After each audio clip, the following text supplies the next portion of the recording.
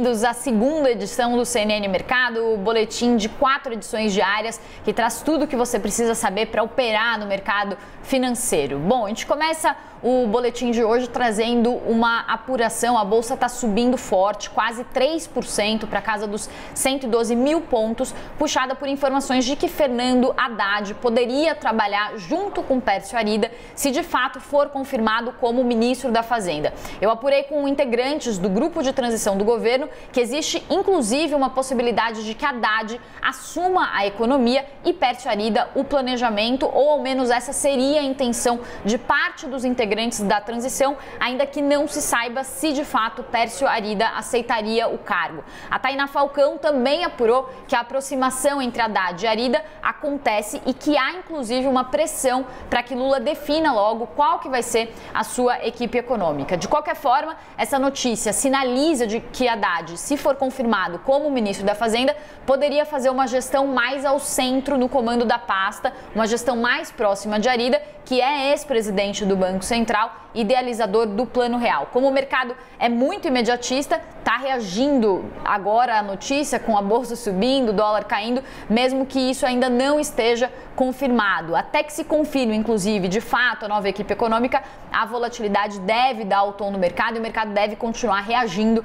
a essas notícias. E depois de 2 pregões seguidos, então, o Ibovespa está se descolando da alta das bolsas, que estava se descolando da alta das bolsas nos Estados Unidos. Agora, então, apresenta essa forte recuperação, mas tem outros fatores que também estão pesando positivamente para a bolsa. A falta de consenso sobre a PEC em 200 bilhões de reais também está abrindo uma hipótese de que o valor final da PEC seja menor do que esse proposto inicialmente pelo governo Lula. Isso também está trazendo algum ânimo para o mercado. As perspectivas também de desaceleração de juros nos Estados Unidos estão também contribuindo para um clima maior de otimismo, assim como o IPCA 15, o dado da prévia da inflação, que veio dentro do esperado. O índice ficou em 0,53% em novembro e, olhando os detalhes, os destaques foram a alta de alimentos, a alta dos transportes. Vocês estão vendo aí a trajetória do IPCA 15, que depois de 2 quedas seguidas, em agosto e setembro, voltou a subir, apresenta o seu segundo mês de alta.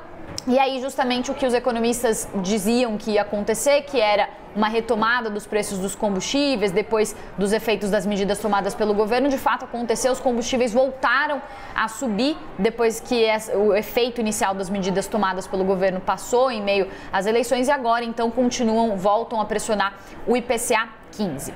Bom, a gente muda de assunto, sai um pouco da bolsa, do dólar, para falar também sobre juros. Com o aumento das incertezas e a previsão de aumento de gastos públicos no novo governo, economistas já estão dizendo que os juros não devem mais cair no ano que vem, que a taxa Selic não deve mais cair a partir de meados de 2023, como se falava antes. Esse assunto é destaque no nosso site da CNN Brasil e o que os economistas dizem é que a curva de juros já está mostrando um certo alívio hoje, mas ontem chegou a bater mais de 15%.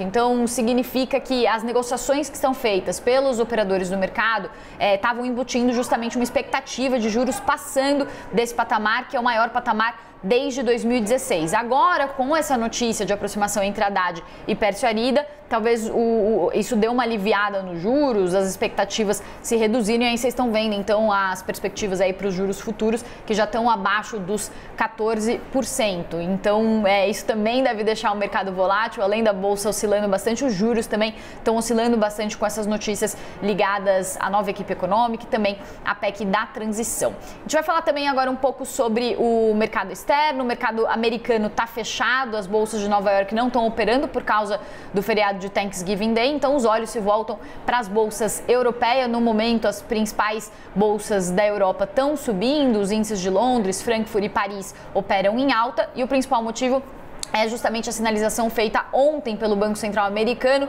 de que o ritmo de alta dos juros nos Estados Unidos deve se desacelerar. Isso foi indicado na ata do Banco Central americano. E hoje o destaque foi a ata do Banco Central Europeu, que apontou um sentido contrário. No documento, os diretores do BCE disseram que acreditam que os juros europeus vão ter que ser elevados ainda mais para conseguir trazer a inflação do continente para a meta no médio prazo, que é uma meta ali perto de 2%. Lembrando que a inflação na zona do euro está acima de 10%.